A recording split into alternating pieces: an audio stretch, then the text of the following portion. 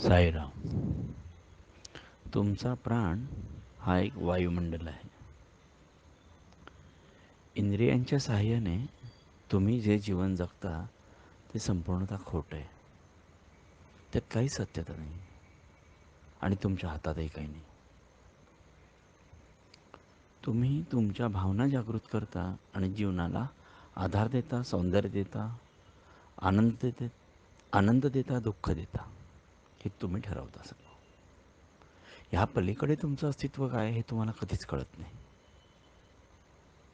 तुम्हाला माहीत नाही आहे तुमचं अस्तित्व काय आहे, तुमच्या अस्तित्वाची किंमत काय आहे. या देहाच्या पलीकडे गेल्यावर तुम्ही काय असाल ते तुम्हाला सांगता येत नाही. देहात असेपर्यंत तुम्ही मी माझं करत असता. देहानंतर वायुमंडलात जेव्हा तुम्ही मुक्त होता तेव्हा तुम्ही कुठे असता काही माहीत नसतं. तुमचं अस्तित्व काय माहीत नाही. तुम्ही दिव्य आहात, सामान्य आहात, काय आहात काहीच नाही आहात. तुम्ही काहीही नाही आहात देहाच्या पलीकडे. ज्या गोष्टी जाणता त्या देहाच्या अनुषंगाने जाणता आणि देहसुखासाठी आयुष्यभर धडपडता. शेवट तुमचं अदृश्यत्व.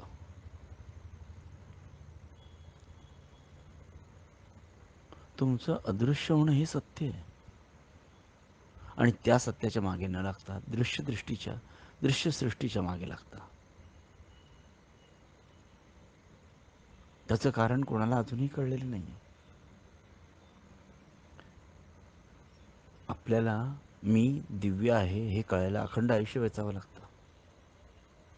मला शरीराभोवती असणाऱ्या इच्छा, अपेक्षा, आकांक्षा, वासना, अभिलाषा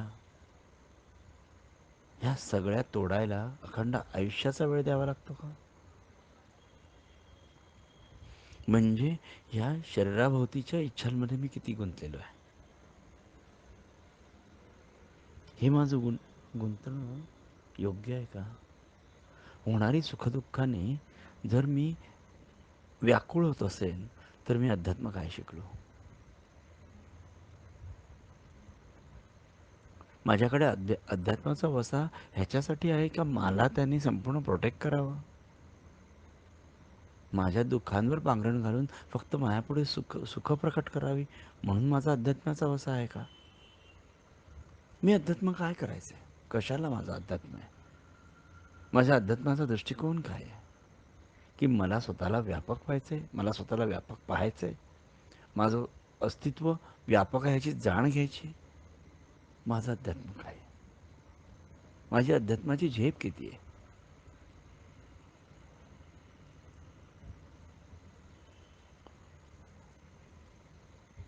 मला काही कृपा हवी आहे, मला काही गोष्टींची अपेक्षा आहे. मी का आध्यात्मिक या खोट्या अध्यात्मरूपी खोट्या जगाचा आधार घेतोय? मी जर संपूर्ण व्यापक आहे तर मला सहज वायुमंडलात विलीन होता आलं पाहिजे, मुक्त होता आलं पाहिजे. मला इतर गोष्टींचा आधार का पाहिजे?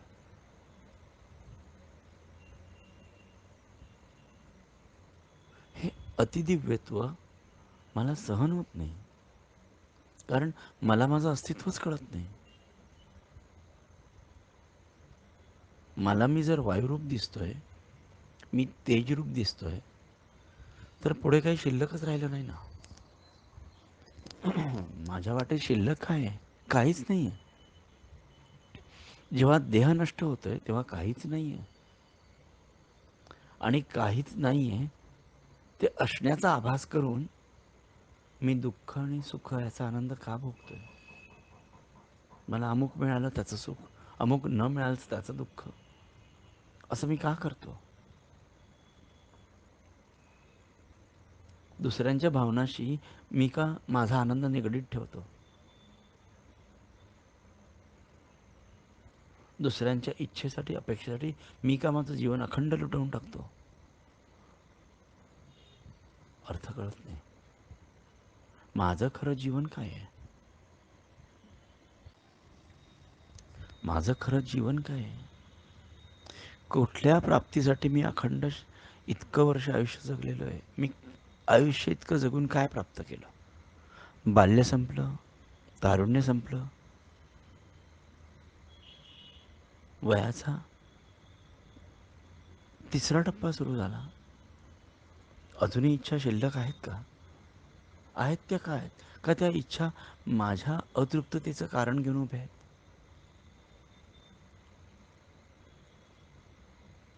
मला काय हवंय?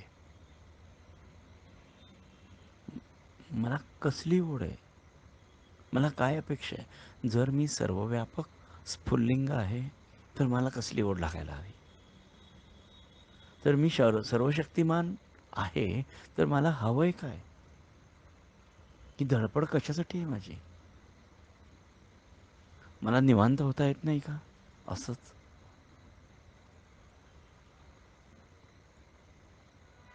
मला दिव्यत्वात विलीन होता आलं पाहिजे. मला सहज समाधीत जाता आलं पाहिजे.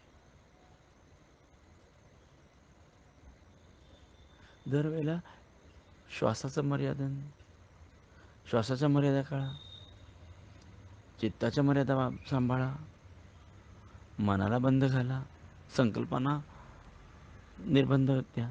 असं करत करत आयुष्य कधी संपलं कळलंच नाही.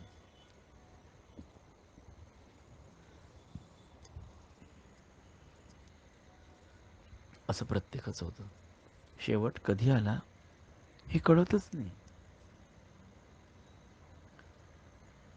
मन तरुण एकदा झालं की कधीच वृद्ध होत नाही. शरीर वृद्ध होतं, मन नाही वृद्ध होत. मनाला इच्छाही तशाच असतात, वासनाही तशाच असतात, अपेक्षाही तशाच असतात. यातलं मी स्वतःला बाहेर कसं काढायचं? माझं वायुरूप तत्व सहज तरंगताना पाहायला खूप सुखदायी असतं. त्या वायुरूपाला काहीच नको असतं, कारण त्याचं अस्तित्व ह्या विश्वाच्या पलीकडे आहे. या दृश्य जगाच्या पलीकडे माझं विश्व मला पाहायला एक वेगळा आभास आहे.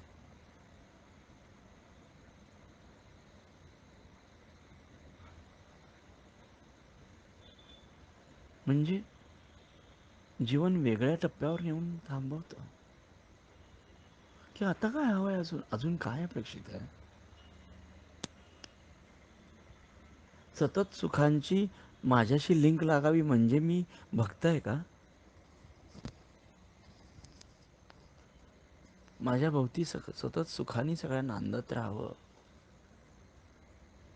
माझ्या भावनांना सगळ्यांनी सपोर्ट करावं म्हणजे मी सुखी आहे का? त्या वायुरूपाला काहीच नको असतं, काहीही नको असतं. तो फक्त असतो, हे एवढंच अस्तित्व असतं. न तिथे देव आहे ना मी आहे. कुठलंही द्वैतपणा तिथे शिल्लक नाही आहे. तिथे फक्त मी माझं असणं, याच्या पलीकडे काही नाही. जे श्वासाने निर्बंधित नाही आहे, जे शरीराने बांधलेलं नाही आहे, जे मनाने कल्पलेलं नाही, काहीच नाही. जे काहीच नाही तेच मी आहे का? मग माझी धडपड कशासाठी आयुष्यभराची? माझ्या धडपडीला मलाच उत्तर देताना हाल होतात.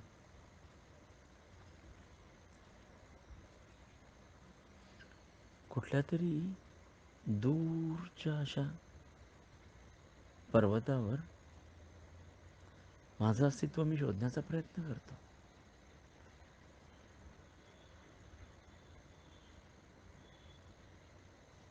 की जिथे काहीच नाहीये, तिथे कसं काय सगळ्या गोष्टी फुलत असतात? कसं काय तो त्याचं अस्तित्व टिकवून ठेवतो? आणि कसं विश्व तो चालवतो?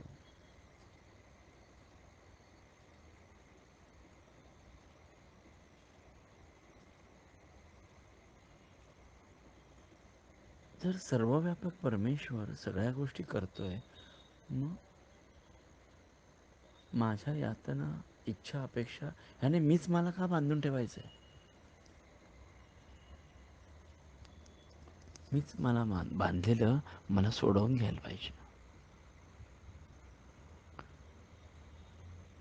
मीच अभिलाषा, इच्छा, अपेक्षा, माया ह्याने मीच मला बांधलं होतं, ते मी सोडवून घेतोय स्वतःलाच.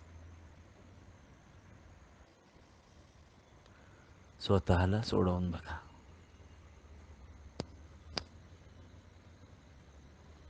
तू शक्ती आहेस नाहीस, तू तेज आहेस नाहीस, तू काय आहेस? तू काहीच नाहीस आणि तू सर्व काही आहेस. जेव्हा अहंकार नष्ट होतो तेव्हा तू काहीच नाहीस असा आभास होतो.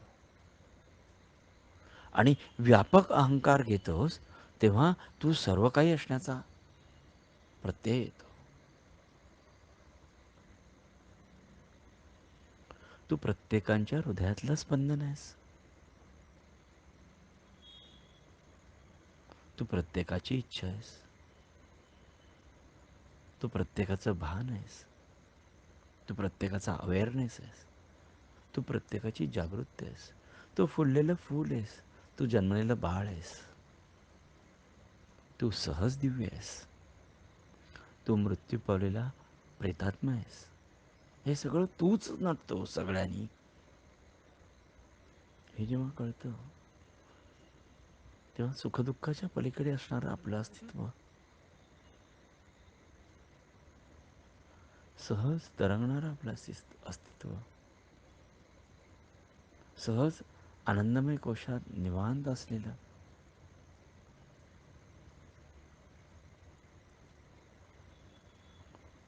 सौंदर्य म्हणावं, वैराग्य म्हणावं, काय म्हणावं त्याचा अर्थ माहीत नाही.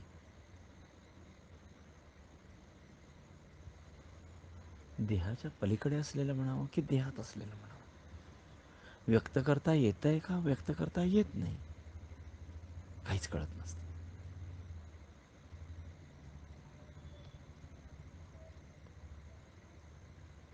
तुझ्या हातात काय आहे? काहीच नाही. तू काय करू शकतोस? काहीच नाही. पण तू सर्व काही करू शकतोस.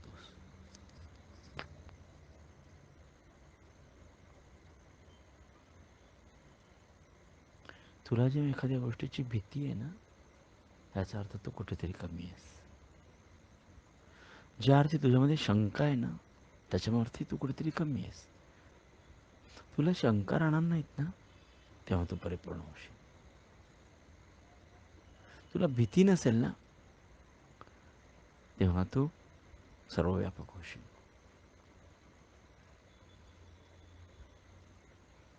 शंका, भीती, काळजी हे सगळे एका बाजूला काढून टाकायचे. म्हणजे त्याच्याबरोबर तरंगताना काही अडचण येत नाही. भाव कुठे थांबलेत की संपलेत हे कळतच नाही.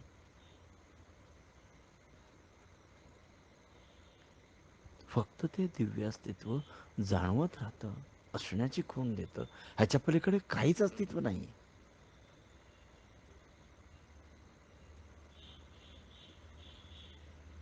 मी फक्त आहे, ह्याच्या पलीकडे काही जाणीव नाही.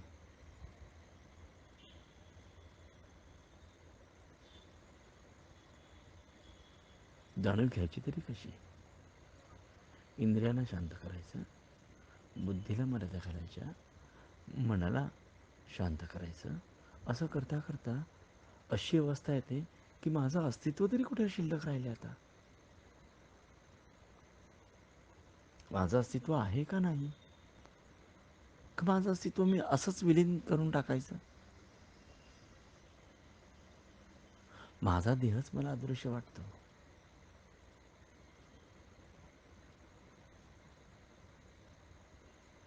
अदृश्य देहाने मी काय करायचं?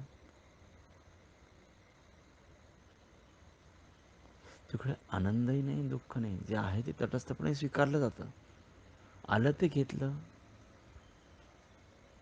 स्वीकारलं, प्रश्न संपला. पुन्हा आहे तसंच आहे, तरंगांसारखं.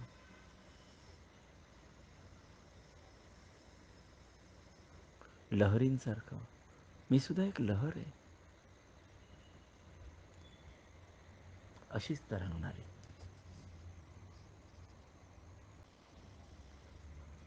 मी अशीच एक तरंगणारी लहर आहे. इच्छा झाली जन्म घेतला, नाही झाली जन्म मुक्त झालो.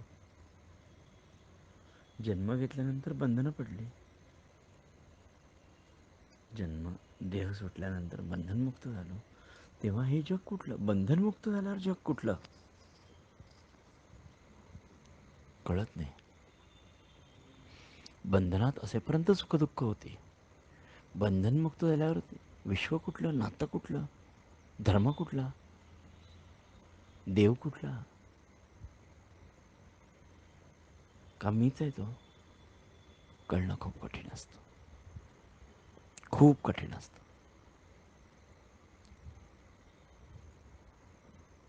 स्थिर राहा, शांत राहा, निवांत राहा, मुक्त राहा, आनंदी राहा. या अवस्थेत आल्यावर पुन्हा खाली जायची तयारी करायची नाही. कारण ही अवस्था कळणंच कठीण आहे स्वतःला. प्रत्येकाची ही अवस्था येऊन जाते, पण या अवस्थेची भीती वाटते.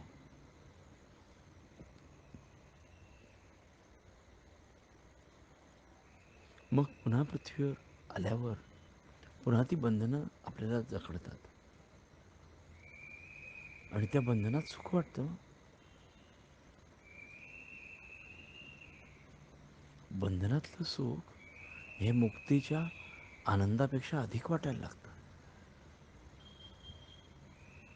पण पुन्हा ती बंधनं झिडकारून मागे सरलो तर पुन्हा मुक्त्याची भावना येते. गंमत असते.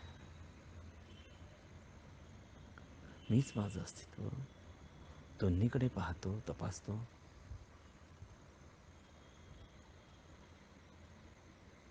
स्थिर होण्याचा प्रयत्न करतो. मीच माझं अस्तित्व. बाकी जगच मला जाणवत नाही. बाकी काय आहे जगात की नाही याची जाणीव पण नाही. कारण मीच माझं अस्तित्व आहे. मी एकटाच या विश्वात आहे, बाकी कोणी नाही या विश्वात. कण न कण माझा आहे, प्राण न प्राण माझा आहे.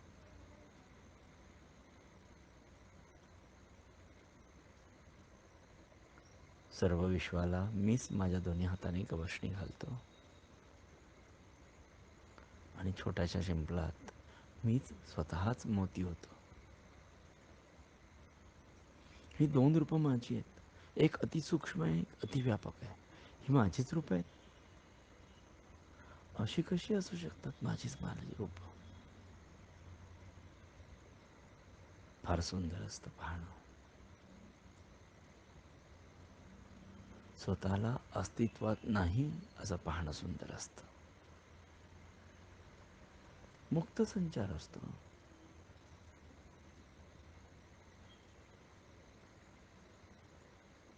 फार सुंदर विश्व असतं. एकदा तरी अनुभव. साईराम.